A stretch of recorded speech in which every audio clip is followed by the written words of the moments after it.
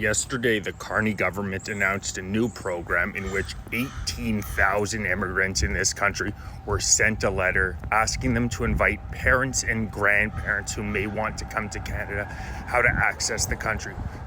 Who exactly is the constituency interested in this, and who does our government actually represent? You look at polling throughout Canada, consistently between 60 and 70% of Canadians say immigration is already much too high. This is not a 50-50 issue. It's definitive where the Canadian people stand on this issue. It's not an anti-immigrant thing. It's an economic argument. It's a supply and demand argument. You continue to import hundreds of thousands of middle and low wage workers, supply and demand. You increase the supply. The price that businesses are willing to pay for labor is going to go down. And you see that throughout the country. We have a record 2 million Canadians currently using food banks. The middle class is absolutely disappearing in this country. Inflation is killing people, yet we continue. Carney has not slowed the immigration down whatsoever.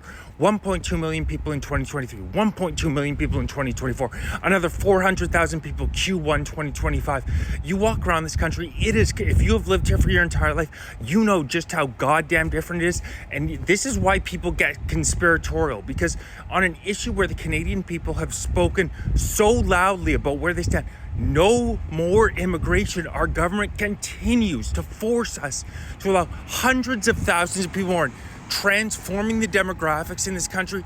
And you have to start asking yourself, whose interests exactly are these guys representing?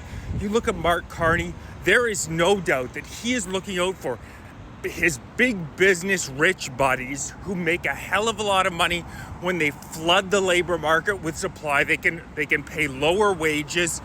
And he's spent his entire life involved with the WEF, Davos, these borderless, these organizations that believe in a borderless world. Justin Trudeau had a quote where he talked about Canada being the first post-national state. But for those of us who have ancestors who fought and died in World War I, in World War II, Canada is not a goddamn post-national state. We are a proud people with a proud history, and we refuse to be overrun by a government that just will not listen to us. So we're gonna have to force our way in there. Check out my Substack. I've written extensively about Canada's ridiculous immigration policies. We need to start fighting back hard. Mark Carney Liberals, enough immigration. Our country cannot handle it anymore. There are so many more important economic issues that we need to deal with.